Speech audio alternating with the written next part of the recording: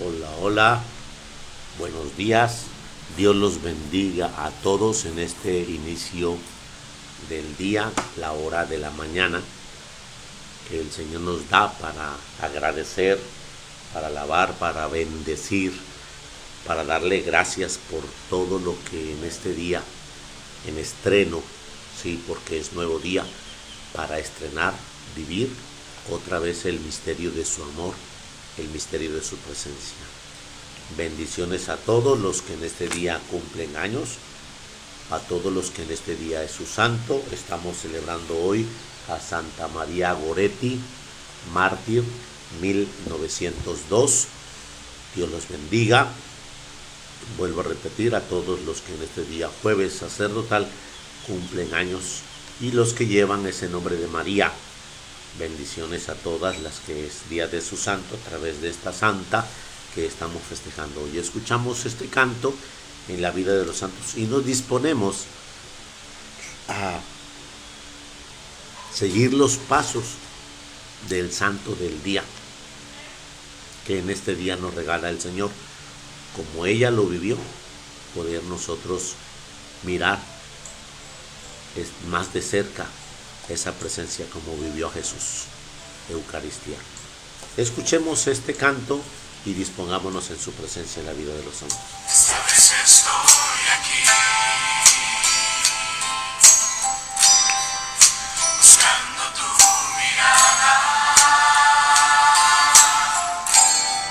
la mirada de amor, la que sana mi interior, la que necesito.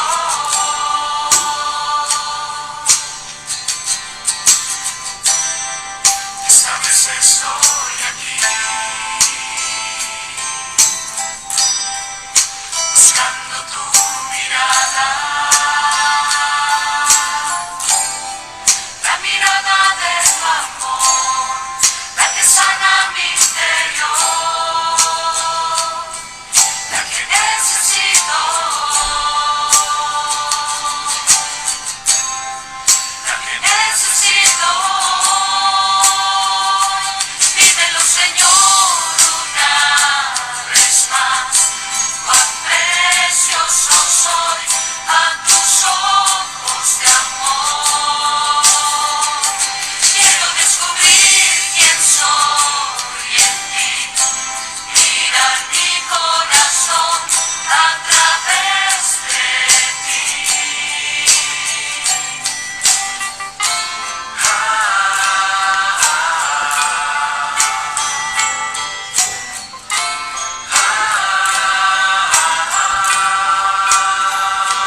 Dímelo, Señor, una vez más, cuán precioso soy a tus ojos de amor.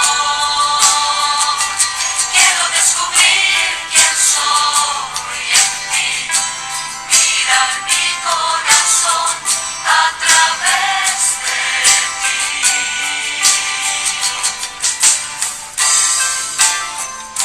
Soy tu amado,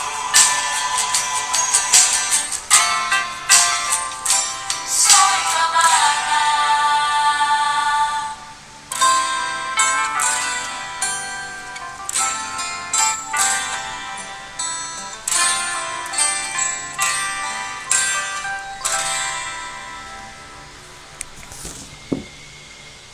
En el nombre del Padre, del Hijo, del Espíritu Santo. Amén. Santa María Goretti, 1902. Escuchamos esta vida de los santos. Cada uno de los santos en su momento y en su tiempo se exigieron más estar cerca de Jesús. Hoy tú y yo tenemos que tener esa exigencia también. A veces vemos que no nos resulta, a veces vemos que en vez de ir para adelante vamos para atrás, a veces nuestro estado de ánimo nos dice lo contrario. Y es por eso que tenemos que tener presente a quienes vivieron también la batalla. No todos los santos vivieron con una pureza legítima de caminar bajo esa vocación. También tuvieron esa situación de incertidumbres y dudas. como lo es todo ser de barro.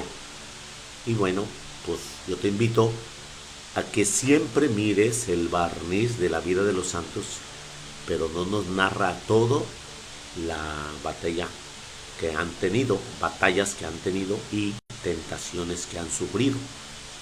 No nos narra todo.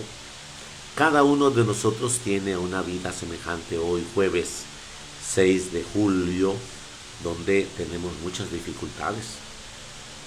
Pero así como en la vida de los santos, el Señor nos está invitando a retomar camino, a levantar la mirada y a decirle: Señor, aquí estoy, vamos adelante. Escuchamos esta vida de los santos en el año 1902. El 6 de julio de 1902 moría terriblemente apabullada la jovencita María Goretti, mártir por defender su castidad. Es una de las más famosas santas modernas. Nació en Corinaldo, Italia, en el 16 de octubre de 1890, hija de los sencillos campesinos Luis Goretti y Assunta Carlini. Era la segunda de 6 hijos. A causa de su pobreza, la familia tuvo que irse a vivir a un terreno pantanoso cerca de unos pueblecitos llamados Neptuno. Allí los zancudos contagiaron de paludismo al papá, el cual murió cuando María tenía 10 años, dejando a la familia de total pobreza. La mayor de los hijos apenas tenía 13 años. La mamá tuvo entonces que dedicarse a trabajar en el campo y dejaba en la casa a María, la mayor de las hijas, encargadas de cocinar, lavar, cuidar de los demás niños. La jovencita era la más alegre de toda la familia y la más cariñosa con la mamá y con los demás hermanas o hermanos. Ellos preparaban las comidas, cosía, remendaba y cada semana iba al pueblo a asistir a clases al catecismo. Sumamente modesta en el vestir, era además muy piadosa y al cumplir sus 11 años hizo su primera comunión y desde entonces se propuso preferir la muerte antes de cometer un pecado. Se llamaba Alejandro Serenetti el asesino. Tenía 20 años. Se dedicó a las lecturas impuras y éstas le dañaron su alma. Era un trabajador de la misma finca donde vivía María y al verla tan hermosa se enamoró de ella y sus pasiones le incitaron a irrespetarla. La niña, aunque apenas tenía 12 años, sin embargo, como robusta campesina, parecía como si tuviera 13 años más. Ya otra vez Alejandro le había hecho propuestas indignas a la jovencita y ésta le había rechazado violentamente. Él se sentía despreciado y como vencido por la fuerza de la voluntad de la santa. El día 5 de julio del año 1902, por la tarde, aprovechando que la mamá de María estaba trabajando en el campo, el joven subió al segundo piso de la casa donde la joven estaba remendando una pieza de ropa y la invitó a entrar con él a una habitación. Ella lo rechazó y el otro, empujándolo, la lanzó hacia adentro. La niña gritaba pidiendo auxilio, pero él la ahogaba con sus fuertes brazos. Ella exclamaba: no, no, es pecado eso, no, Alejandro, te irás al infierno. Prefirió morir antes de hacer lo que desagradaba a Dios. Al oír esta, el atacante sacó un cuchillo y la apuñaló brutalmente a la inocente joven. Ella cayó por el suelo pidiendo auxilio. El asesino le clavó todavía más, una vez más, el puñal en la espalda y salió huyendo. 14 heridas le contaron después de que en su cuerpo a la niña los médicos al examinarla. Lo último que escuchó el asesino antes de salir huyendo fue: Alejandro, yo te perdono.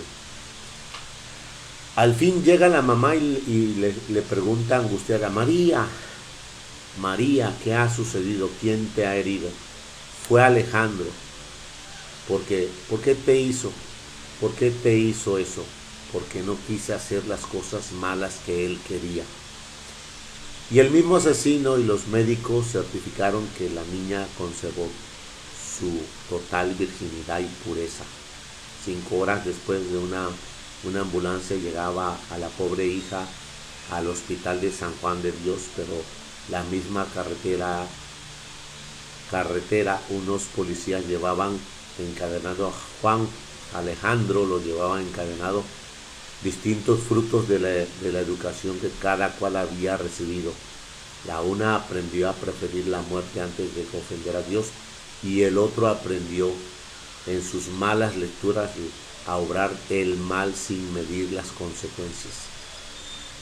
El estado de la jovencita era desesperado. Los médicos hicieron lo posible por salvarle la vida, pero todo fue inútil sin colocarle anestésicos, porque no la había, y le abrieron el vientre para operarla, y durante 2 horas la pobre víctima sufrió aquel atroz martirio.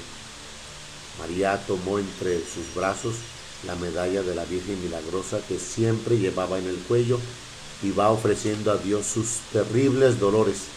Con paciencia sobrehumana soportó la operación y la sed abrasadora que lo siguió.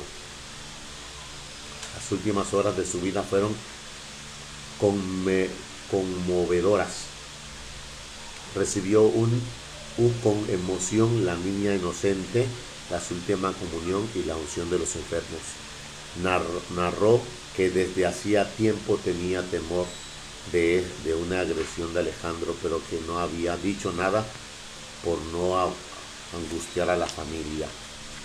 Le preguntan si perdona al agresor. Sí, lo perdono por amor a Jesucristo, y deseo que algún día él también pueda ir al cielo.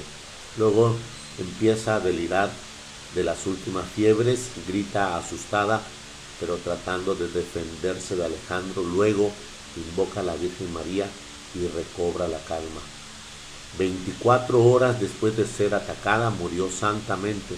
La mamá, el señor cura párroco, una noble señora española y 2 religiosas italianas habían permanecido toda la noche frente a la cama de la agonizante. Su muerte convirtió a la gente de la religión sin distinción de clase social. Todos quisieron asistir a su funeral, que resultó solemnísimo. El criminal Alejandro fue condenado a 30 años de prisión. Al principio renegaba no daba muchas muestras de arrepentimiento, más bien lo que sentía era rabia y desilusión por haber cometido semejante error que tantas penas le costaba. Pero en el año 1910 tuvo un sueño. Vio que se encontraba con María Gorite en un bellísimo jardín, donde ella estaba cultivando hermosas rosas, y que la niña le decía que él también podría ir algún día al paraíso. Esto lo transformó por completo. Se confesó y empezó a comportarse sumamente bien en la cárcel y a ofrecer su oficio y sus sufrimientos por sus pecados. Y al fin las autoridades lo rebajan la 10ª parte de su condena por buena conducta y salió libre después de 27 años de cárcel.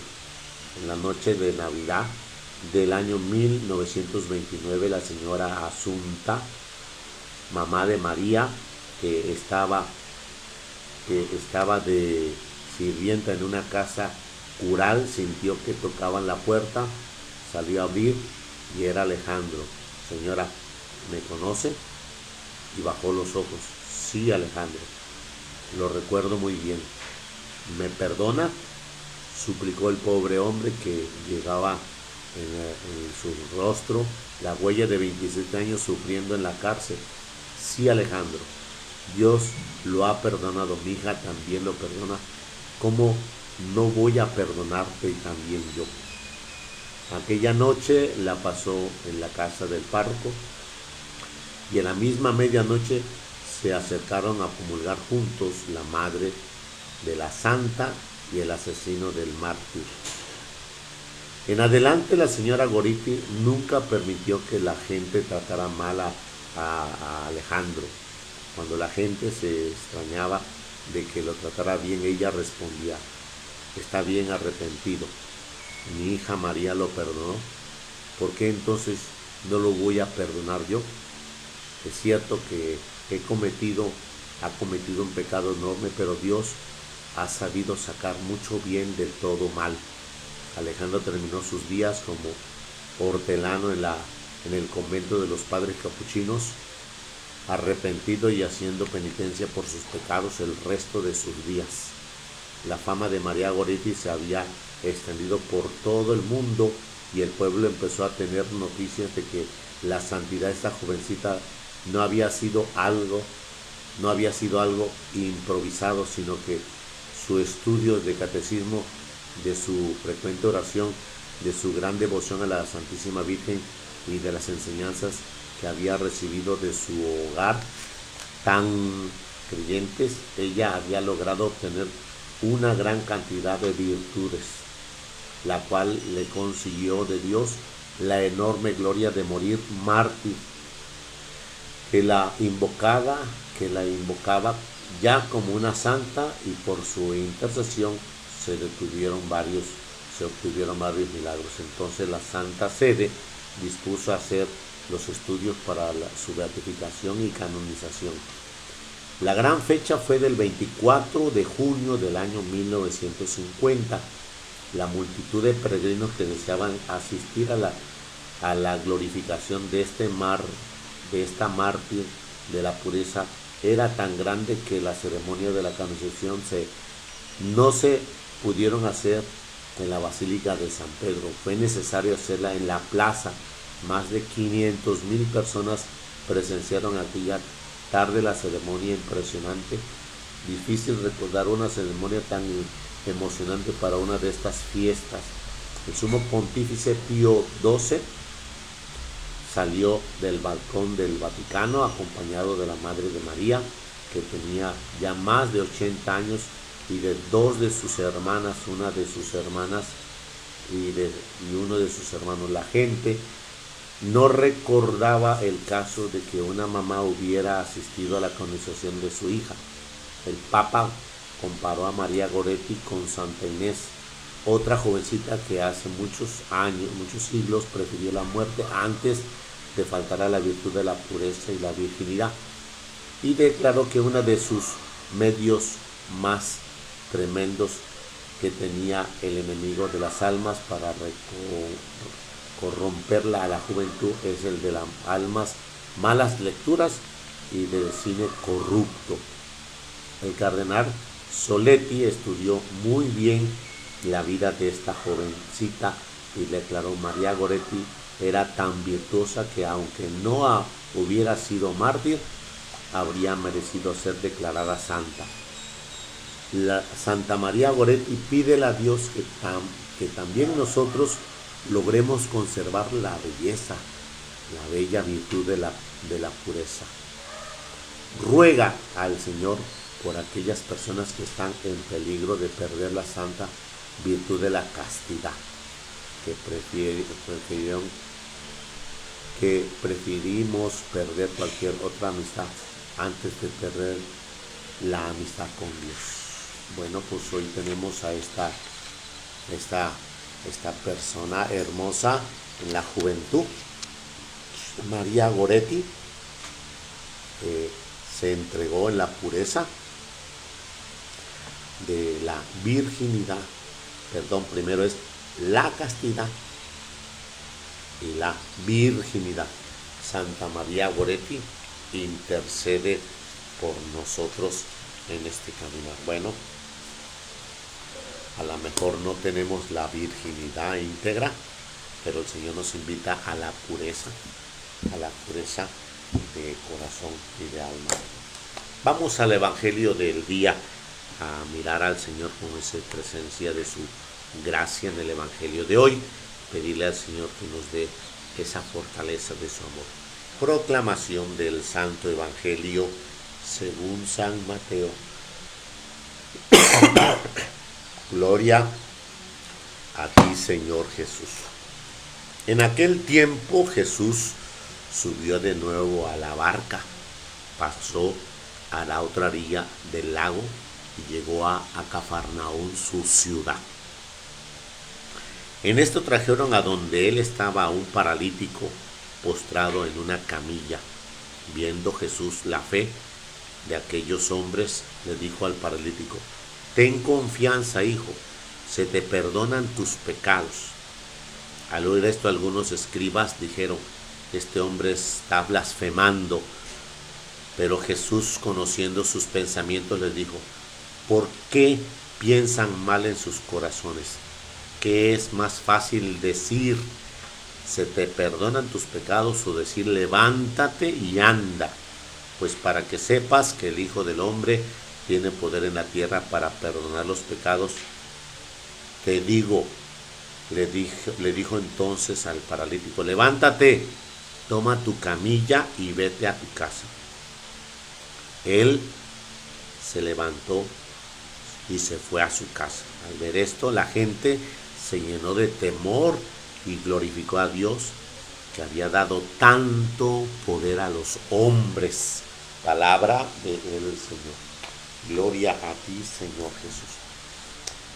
La parte final del Evangelio nos hace entender que dice aquí que había dado tanto poder a los hombres. La gente quedaba maravillado. ¿Cómo es que Dios le ha dado tanto poder a los hombres? Que este era paralítico y ahora ya está caminando. Tú y yo muchas veces nos cuesta tener la credibilidad que aquel pueda sanar, que aquel pueda liberar, que aquel pueda hacer las obras de Dios. Bueno, pues los judíos, estando enfrente de Dios, les costaba pensar que Dios se había humanizado, que era Dios y que era hombre. No podían admitirlo, porque ¿cómo va a ser? Él se tomó mi debilidad, tomó mi flaqueza, tomó mi pequeñez y a la vez mis miserias, y ahí se manifestó Dios. Cuando escuchamos esta parte del Evangelio, que es específicamente la sanación de un paralítico, de uno que estaba totalmente tullido, postrado, él dependía de los demás, dependía de que lo cambiaran, que lo bañaran, que lo alimentaran. Y cuando Jesús vio que le trajeron a donde él estaba, cuando Jesús vio aquellos que están haciendo por otro, dice el Señor, tanto amó Dios al mundo que le entregó a su Hijo único para que todo el que crea tenga vida eterna. Entonces aquellos no se quedaban con nada y llevaban al paralítico. Ese es el amor, tanto amó Dios al mundo que le entregó a su Hijo único. Cuando tú te entregas a ese Hijo único, llamado paralítico, llamado enfermo, llamado necesitado, llamado indigente, entonces estás mostrando el mandamiento más grande. Tanto amó Dios al mundo que le entregó a su Hijo único. Entonces Dios observa que estás cumpliendo un precepto.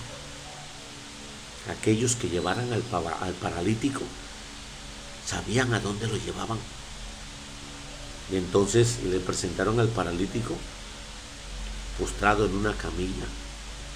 Y viendo la fe de aquellos hombres que intercedieron, aquellos hombres que no se quedaron nada para sí, llevaban todo su esfuerzo por llevar a ese hombre, llevaban todo su empeño, todo su desgaste en una situación de paralítico, quién sabe cuántos metros, kilómetros, porque no voy a decirte que fue 1 cuadra, 3 cuadras, 5 cuadras, allá es desierto, allá no se puede medir y allá no, las aldeas no son de aquí a Cardel, las aldeas son lejos. Pero ellos llevaban la certeza, llevaban una fe, llevaban una esperanza viva, no muerta. En ese momento que ellos interceden, le dijo al paralítico: ten confianza, hijo, se te perdonan tus pecados. Es muy importante primero la sanación del alma. Cuando el alma está libre de pecado, el cuerpo se sana. Te lo repito, cuando el alma está libre de pecado, el cuerpo comienza a sanarse. El punto de la sanación es que tú y yo tengamos el alma más purificada. Escuchamos a Santa María Goretti, que no permitió que la impureza, no, Alejandro, no, eso es pecado, no, Alejandro, le gritaba. Goretti tenía clarísima la idea de la pureza y por eso nunca se confundió. Aquí escuchamos que el pecado está atando el cuerpo, lo está maniando. Cuando tú y yo permitimos el pecado que se amplía, lo primero que es acorralarlos en un silencio y hacerlos una vida austera. Ya no hablas, ya no sonríes, ya no conversas, ya no te socializas, porque el pecado te va cerrando los espacios, te va haciendo un cuello de botella. Y por eso mismo escuchamos que Jesús inmediatamente le informa: toda tu enfermedad viene por la amplitud de tus pecados. Entonces Jesús le dice: se te perdonan tus pecados. Cuando ese perdón viene a ti, la sanación de tu cuerpo se empieza a manifestar. La sanación de tu cuerpo empieza a desenvolverse. Cuando haces la voluntad de Dios, después de que se te perdonan tus pecados. A veces nosotros nos perdona los pecados, que el Señor extiende su mano y te perdona los pecados, y sigues el mismo plan de tu pensamiento de no reconciliarte con los demás. Entonces, veniste a que Dios te perdonara, pero tu concepto de relación con los demás no es una manifestación de reconciliación con los demás. Tienes que reconciliarte con los demás, que entrar en una socialización donde la fuente fluya de la bendición que veniste a pedir. Cuando tus pecados te son perdonados, es mostrarte en esa socialización con los demás. De tal manera que este paralítico tenía esas ataduras en su cuerpo, parálisis. Y cada pecado nos paraliza. Vamos a ver un resentimiento que yo tengo contra esta hermana, contra este hermano. Y ese resentimiento ya no me hace que yo me acerque a socializarme, o por lo menos yo me acerque a decirle: hola, buenos días, ¿cómo está? Porque tengo resentimiento. Entonces el pecado ya me está taponeando, me está cegando, me está ensordeciendo. El pecado, si yo lo dejo, ese resentimiento, como le pasó a Alejandro, el que mató a María Goretti, que le dejó que el tipo de alimento que tenían eran las novelas, la inclinación a la mala vida de las cartas, el alcohol que vivió Alejandro. Pues esa situación fue el pecado que lo dominó y las pasiones que tenía desordenadas. Y bueno, pues aquí escuchamos que este hombre estaba en esa situación.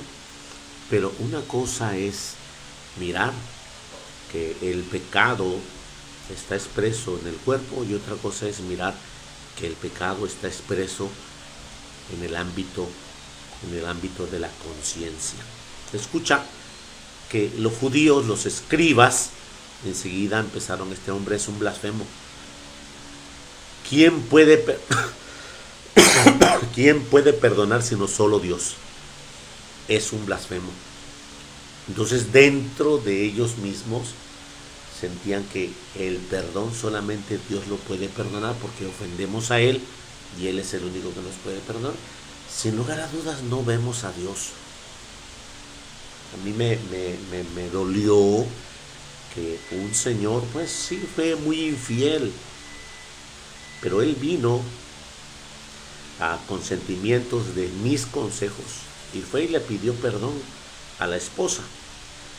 La esposa lo recibió, pero le dijo, no, yo ya no puedo vivir contigo, ya han sido muchos momentos que me has engañado.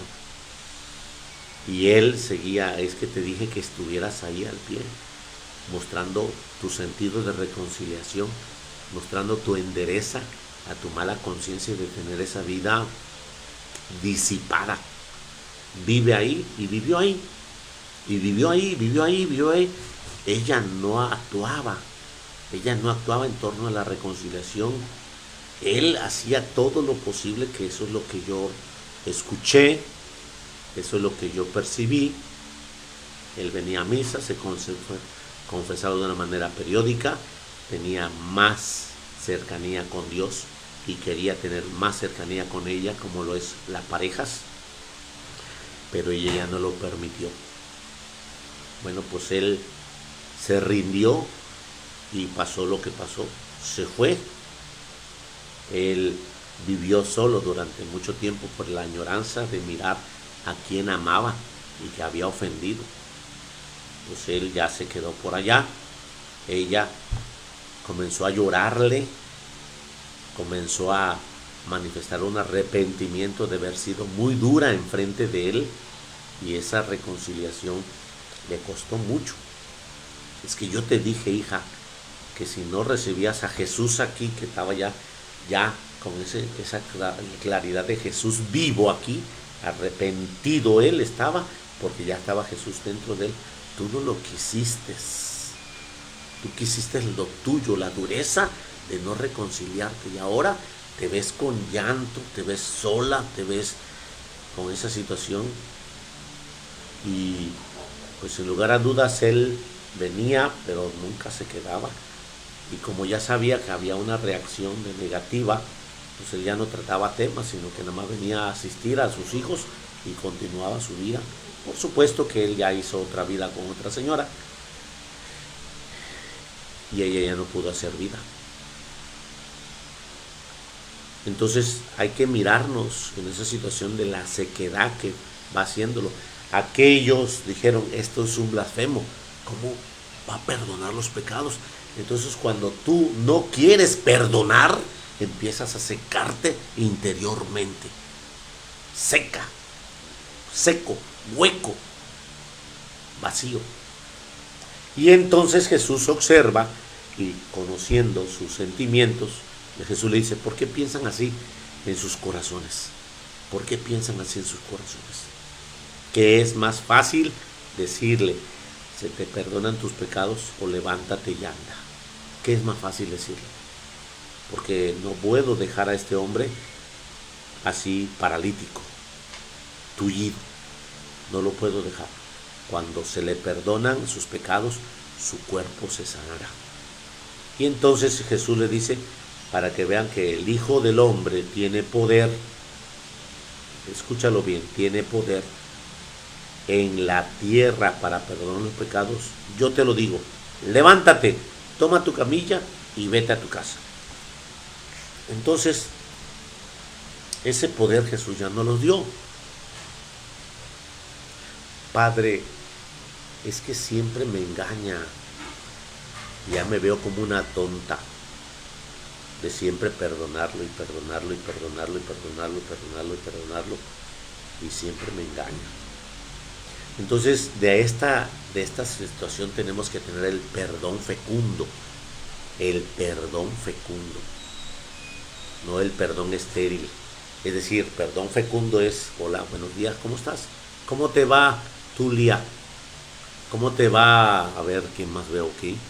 El perdón fecundo, Julia. Julia, ¿cómo te va? ¿Cómo estás?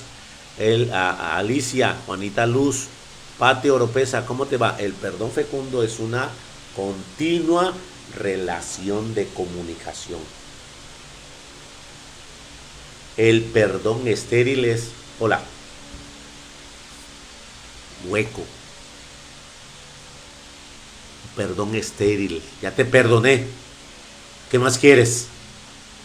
Entonces ese perdón estéril no va. Por eso Jesús le dice, ¿por qué piensan así en sus corazones? Un perdón estéril. ¿No saben que el perdonar los pecados es mostrarte con la fecundidad? Y el perdón fecundo es cómo te va. Y si quieres una verdadera bendición, hola mi amor, ¿cómo estás? Hola mi vida. El perdón fecundo es ese espíritu de que hoy es un nuevo día para estrenarlo, para vivirlo dentro del misterio de Dios y compartírtelo. Jesús le dijo, pues que es más fácil decirle, levántate y anda, o toma tu camilla y vete, para que vean que el Hijo del Hombre tiene poder en la tierra para perdonar los pecados. Le digo, levántate, toma tu camilla y vete a tu casa. Vete a tu casa. Él se levantó, se fue a su casa, enfrente de todos, tomando su camilla, y al ver esto la gente se quedó lleno de admiración, glorificaba a Dios y tenía temor. Y todos que habían dado se quedaban admirados de que había dando tanto poder a los hombres. Y ahí es donde se vuelve a repetir, porque si dice la gente que le ha dado tanto poder a los hombres, no alcanzan a ver a Dios. No alcanzas a ver a Dios. Cuando tú perdonas, estás con Dios. Cuando te reconcilias con los demás, estás con Dios. Entonces, no se te olvide que el perdón fecundo es una continua expresión educada. Es que te hablé y sí lo escuchaste, pero te encubriste diciendo, es que no te escuché, y te encubriste. Es que te saludé y sí lo escuchaste, pero no quisiste saludarlo. Entonces, ese perdón infecundo, estéril, muchas veces nos hace mostrar nuestra falta de educación y nuestro poco valor en el sentido de la gracia que tenemos. Así que hoy en esta mañana nos habla el Señor, ¿qué tanto paralíticos estamos? Paralizados, así como atados. Y te levantaste en la mañana y no dijiste a nadie, hola, buenos días. Yo vivo solo aquí y cuando llega uno u otro, hola, buenos días, bienvenido, ¿cómo estás? Y le digo, pues la gracia del Señor, que es un día nuevo, para estrenar un día para vivir. No con la situación de ayer, antier, anteayer, y tengas una cara de tótem. ¿Te acuerdas? A ver, hazle una cara de tótem, Landy, Elsa, una cara de tótem, hazla. Y después así estás toda bien seca. Oh. Buenos días.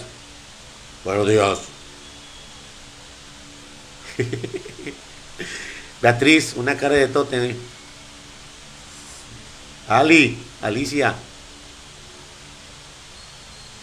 El Señor nos invita a tener ese espíritu de gracia este día, así como está. Sí, eso está bien. ¿Quién eres? Julia. Sí, Julia, así, mira. A ver, suba una cara de tótem con los memes. Esa está bien, Mari, está muy bien. A ver, ya la tienes, a ver, muéstrala. Beatriz, a ver cuál es la tuya. Yo no tengo a ver si después, Beatriz, me ayudas a hacer ¿cómo se llama? Mi avatar ahí, para subir mi cara de tótem.